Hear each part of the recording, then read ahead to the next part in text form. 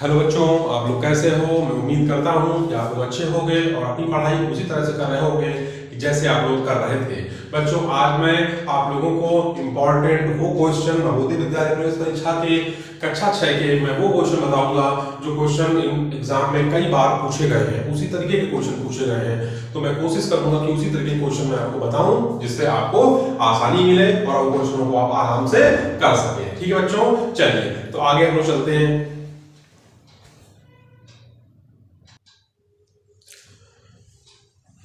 चलिए बच्चों, आप लोगों को मैं एक सवाल बताता हूँ। ये सवाल हम लोगों के सामने आया है, कह रहा है कि यदि बिस्कुट के 12 पैकेटों का मूल्य ₹240 है। बच्चों, यदि बिस्कुट के 12 पैकेटों का मूल्य ₹240 है तो बिस्कुटों के 8 पैकेटों का मूल्य होगा। मतलब कि जो क्वेश्चन है ये एक ओरल क्वेश्चन है। आजकल या आमतौर पे हमारे घर में जो बड़े बूढ़े हैं वो हमसे ऐसे क्वेश्चन पूछा करते हैं, बताइए एक दर्जन केले का मूल्य 24 रुपए है तो एक केले का मूल्य बताइए। तो ये भी क्वेश्चन उसी तरीके का है, उसी जमात में क्वेश्चन जाता है बच्चों। तो इस क्वेश्चन को हम लोग हल करेंगे, बहुत ही आसान क्वेश्चन है। और नवोदय विद्यालय प्रवेश परीक्षा में कभी कभी इस तरह के क्वेश्चन ओरल क्वेश्चन भी पूछे जाते हैं और पूछे जा सकते हैं। ठीक है, तो देखिए कह रहा है कि 12 पैकेटों का, तो देखिए बच्चों 12 पैकेटों का मूल्य है ₹240। तो बच्चों एक पैकेट का मूल्य भी निकालना है, एक पैकेट का मूल्य निकालना है तो क्या जाएगा 240 बटे 12 गुनी 24, यानी एक पैकेट का मूल्य आ गया 20 रुपए। बच्चों एक पैकेट का मूल्य कितना आ गया, 20 रुपए आ गया।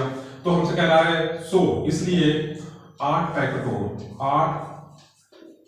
का मूल्य बच्चों क्या होगा, तो 8 पैकेटों का मूल्य निकालना तो 20 गुणे 8 यानी कितना आ जाएगा बच्चों 160 रुपए, यानी आ जाएगा 160 रुपए। यानी इसका ए ऑप्शन सही है। कोई दिक्कत तो नहीं थी बच्चों क्वेश्चन में, क्योंकि क्वेश्चन आसान सा है। एक का निकाल लीजिए और फिर 8 का पूछ रहा है तो गुणा कर दीजिए। इस तरह के जो क्वेश्चन होते हैं ओरल क्वेश्चन होते हैं, कभी कभी एग्जाम में ऐसे क्वेश्चन रखे जाते हैं कि जिससे बच्चों का तार्किक रूप से लॉजिकल माइंड भी पढ़ा जा सके। ठीक है बच्चों, चलिए आगे चलते हैं।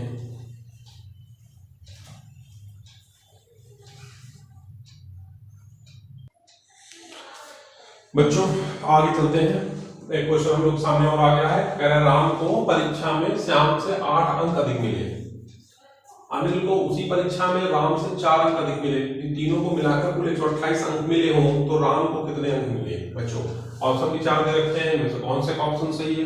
आइए देखिए, हल करेंगे तो पता चलेगा कि कौन सा ऑप्शन सही है। तो देखिए राम को परीक्षा में श्याम से 8 अंक अधिक मिले, तो राम को कितने अंक मिले, तो मान लेते कि राम जो है, राम को मिले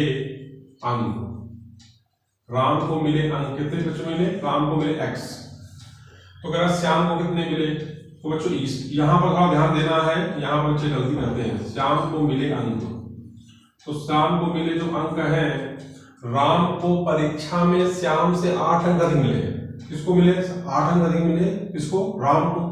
तो श्याम को कितने मिलेंगे x - 8। यहां पर एक जगह देखा,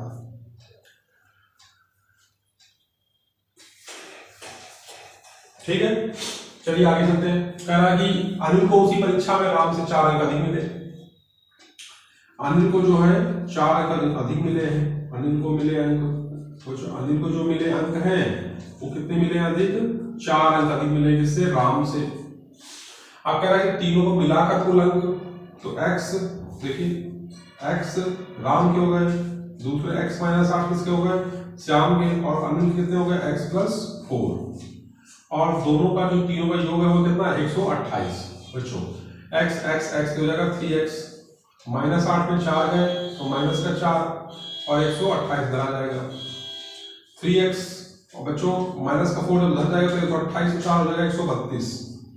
3 से काट दो तो 3 चौको 12 बच्चों, 3 चौको 12, एक इधर आ जाएगा 3 चौको 12, यानी 44 आएगा। यानी राम को जो अंक मिले हैं वो कितने मिले हैं, 44। अब देखिए कैसे, देखिए यहाँ पर 44 रखिए और यहाँ 8 कम मिले तो यहाँ कितने जाएंगे 40, और यहाँ पे कितने 48। देखिए है कि नहीं बच्चों, समझ में आपको आया।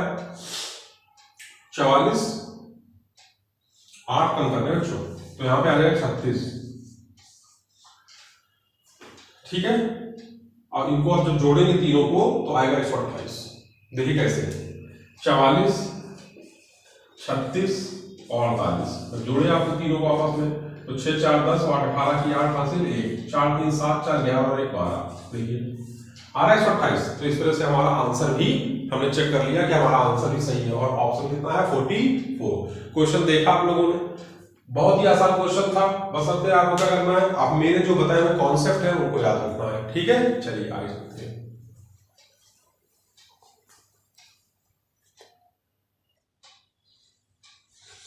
चलिए जो एक क्वेश्चन हम लोग सामने और आ गया है, कह रहे हैं नीचे दी गई आकृति में दिए गए आयत ए बी सी डी की लंबाई ए बी कितनी है। बच्चों नीचे दी गई आकृति में दिए गए आयत ए बी सी डी की लंबाई ए बी कितनी है।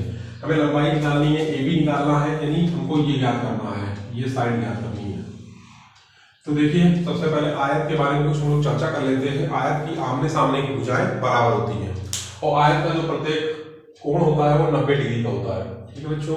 तो ये हमारी कुछ जानकारियां थी जिनको हमने आपके साथ साझा किया।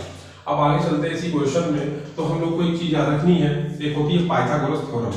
आपको ना पता हो तो आपको याद करनी पड़ेगी, वो होती है पाइथागोरस थ्योरम।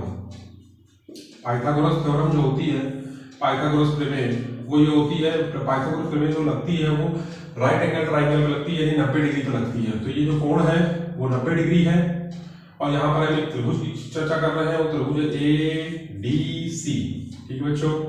और जो पाइथागोरस थ्योरम होती है वो होती है कर्ण का वर्ग। क्या होती है? कर्ण का वर्ग बराबर होती है लंब का वर्ग और प्लस आधार का वर्ग। तो हम इसी थ्योरम को यहाँ पे अप्लाई कर दे रहे हैं। तो कर्ण यानी हमारा कर्ण ये होता है ए सी, ये कर्ण है हमारा, तो यहाँ 10 लिखेंगे और इसका लंब जो है वो ये हुआ, तो 6 है ना बच्चों, 6 सेंटीमीटर और आधार में निकालना है, आधार में निकालना है। तो देखिए ध्यान से, 10 का स्क्वायर होता है 100, 10 का स्क्वायर क्या होता है बच्चों? 100 होता है। 6 का स्क्वायर होता है 36 और आधार क्या है हमारा? CD, ठीक है ना। तो 36 जब जाएगा तो 100 - 36 हो जाएगा और CD का वर्ग हमको निकालना है। तो 100 में 36 क्या आ जाएगा? 64 और CD का वर्ग, और इसका वर्गमूल कितना आ जाएगा? 8, यानी CD 8 आ गई। यानी ये कितना आ गया बच्चों? ये 8 निकला, तो ये भी 8 होगा क्योंकि आयत की आमने सामने की भुजा क्या होती है? बराबर, यानी इसका ऑप्शन ये सही होगा। ए ऑप्शन बच्चों सही होगा। सवाल में हमने देखा, सवाल में कुछ नहीं था, सिर्फ और सिर्फ हमको कॉन्सेप्ट पता थे, हमको जानकारियां पता थी, उन जानकारियों का इस्तेमाल करके हमने इस क्वेश्चन को हल कर लिया। चलिए आगे चलते हैं।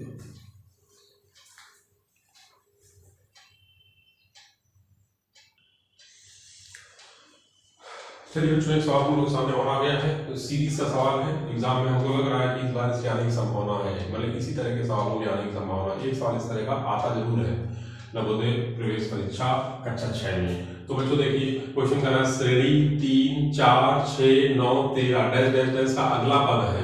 तो देखिए अगला पद निकालना है, तो यहाँ पर देखिए 3 है, तो बच्चों देखिए यहाँ पर 3 है, तो इसमें 1 जोड़ा तो 4 हुआ, 4 में 2 जोड़ा तो 6 हुआ, 6 में तो 3 9 हुआ, फिर 4 13 हुआ, इसका मतलब आगे 5 जोड़ेंगे तो 18 आना चाहिए, यानी ये ऑप्शन इसका सही है। कुछ था सवाल? कुछ नहीं था।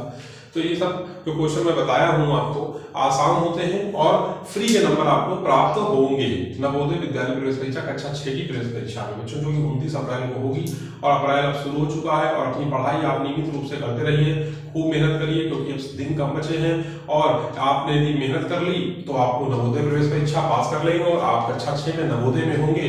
और यदि आपने नहीं पास की तो फिर सब बेकार हो जाएगा, जो आपने सोचा होगा वो सब बेकार हो जाएगा। इसलिए बच्चों मेरा आप लोगों से विनम्र निवेदन है कि आप लोग बार बार पढ़ाई करिए, प्रयास करते रहिए, क्योंकि जीने वालों की यानी जीतने वालों की कभी हार नहीं होती, यानी कोशिश करने वालों की कभी हार नहीं होती, ठीक है ना। तो आज के लिए इतना ही रखते बच्चों, कल फिर मिलते हैं। जय हिंद।